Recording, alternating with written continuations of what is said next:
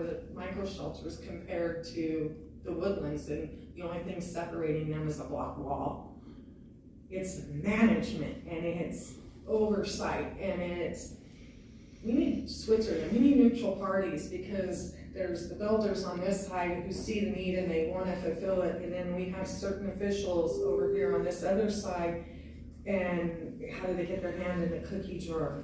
I really appreciate the three of you, because you guys are so, like, you seem set on solutions, and you guys, you're the ones I would have expected to be the most ones set on solutions, but I see you guys as throwing up these roadblocks and concerns.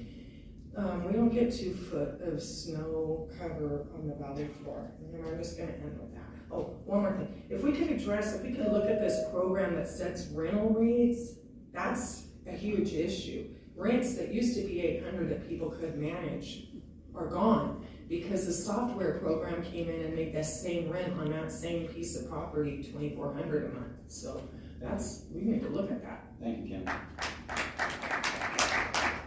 Director of Resource Management, Helen, would you like to speak in, then Supervisor Garman?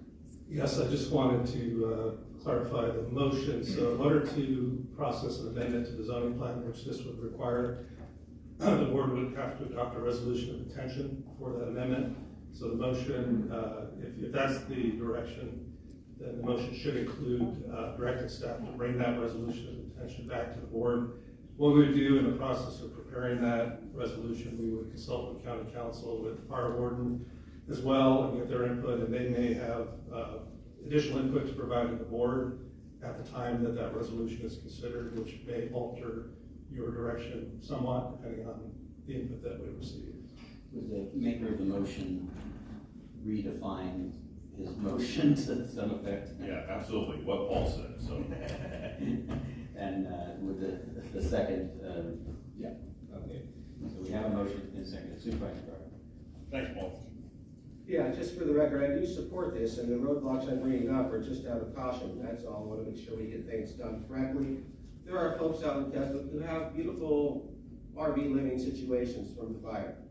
They're not trashed, nobody's complaining about them, yet I've been out there with code enforcement many times, and they're very highly dangerous.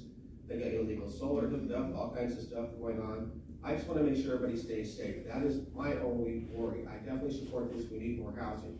But moving on, I want to go back to a comment that was made earlier, and I want to apologize, hopefully on behalf of this entire board, for the language that was used.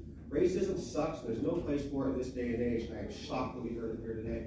And again, I apologize to each and every one in this room for what you heard.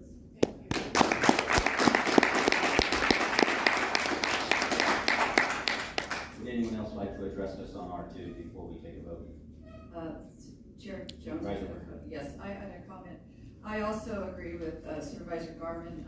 We need to monitor what is being said in this boardroom, and if someone acts out, they need to be immediately, the microphone needs to be turned off, and they need to be asked to leave. But we need to reestablish decorum and civility in this boardroom, and I really,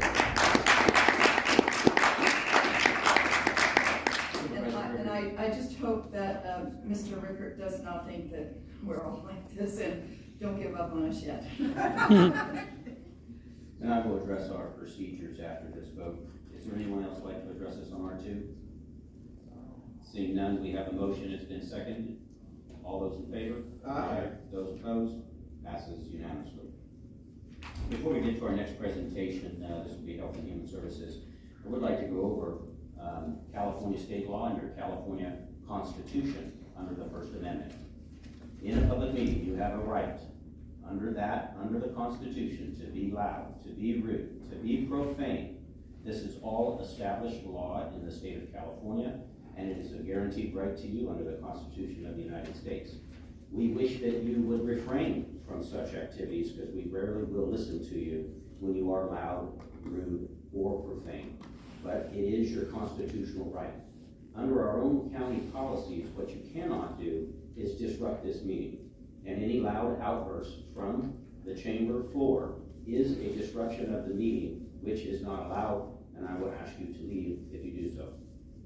These are the constitutional rights. If we So saying the N-word's okay? Again, You are doing it again. So Mr. saying the Mr. N-word, Williams. I don't care, Patrick Jones. So saying the N-word is okay, but you're saying that what I'm doing right now is, Can we escort? if he Mr. touches Williams me, out? I will sue you. Security can't, he's not breaking any law at this point. Would you please remove Mr. Blaze? I don't have to leave. You're leaving.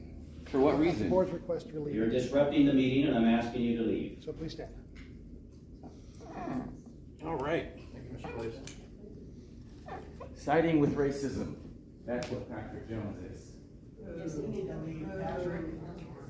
Condone his behavior. Hope your cane breaks and you fall down the steps, you piece of shit. Thank you. Lots of board needs to change. Hot, kettle. Moving on to presentations, this will be R3, Health and Human Services Agency. Our branch director, Robin Turing, will receive our annual report regarding our public health advisory board activities. And Judith Menor will come up as well. Good morning, Chair Jones, members of the board. Robin Schurig, Director of the Public Health Branch of the Health and Human Services Agency, and I'm pleased to be here this morning with our current chair of our advisory